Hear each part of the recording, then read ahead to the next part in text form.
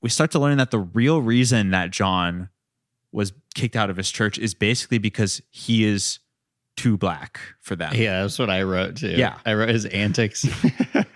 His antics get him sent to a black church because they're effectively saying you're acting like a black person. Yeah, they're like, you are a black family. So you are crazy. a black man and your family is a black family and you need to go to a black church. That's where I was like, when I realized that in my head, I was like, I have to look up who made this movie. Yes. That could be such a troubling thing for the movie to say. I agree. So this is where it gets interesting, which is like we now move into this category where it's about people sort of like transcending the expectations of their own like race and like the customs of their racial groups. Mm-hmm. And obviously, you know, it's so easy because I mean, God knows how much media we've seen where like in everything, movies, music, whatever, where a certain white artist is like, yeah, I'm actually, I have like the spirit of black people within me. Like this allows me to do things such as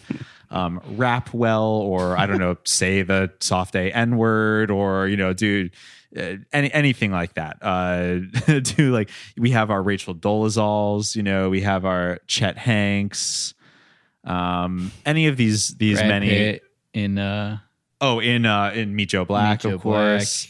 Adrian Brody. Adrian SNL. Brody, the woman from Game of Thrones singing the song Rastafarian Targaryen on British TV.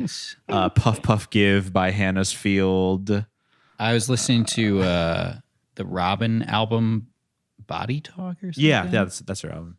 And there's a song called The Dance Hall Queen, and it's done in like a dance hall beat, and she basically speaks in like an affected she's like, accent. I run this thing like a dance hall queen. I Yeah. really don't want no hassle. That's that song, with like right? Snoop Dogg rapping on it too. But she's affecting a very like a patois. Yeah. A lot of heroes. There's a Jessie J song. You know Jessie J? I'm familiar. Very chaotic pop star. Sort of like if Katy Perry was an agent of chaos. Yeah. That's what Jessie J is. And she has a song called Do It Like a Dude, where like, I mean, I don't want to sing it because it's like her, like she sort of equates her, the whole thing, this premise of the song is like, I can do it like a dude. But then in the song, it sort of is revealed through the subtext that her conception of masculinity is like black masculinity. So she talks about all the things she can do, and it's like sagging her pants and like doing shit like that. It's like very, you know, grabbing her crotch, like sagging her pants. It's like very strange.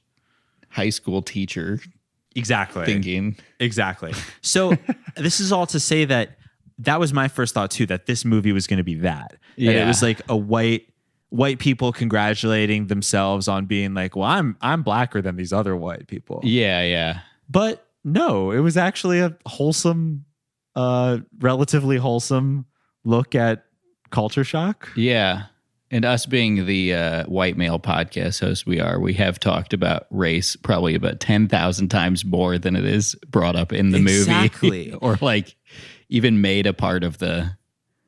It's basically like, you know, they look at each other and they're like, basically like, well, I know I'm white and all of you are black and we know that we're all black and you're white. And that's basically like the end of it. Yeah. Where it's like, maybe this isn't going to work out. But then it's like relatively welcoming. Yeah. On all aspects.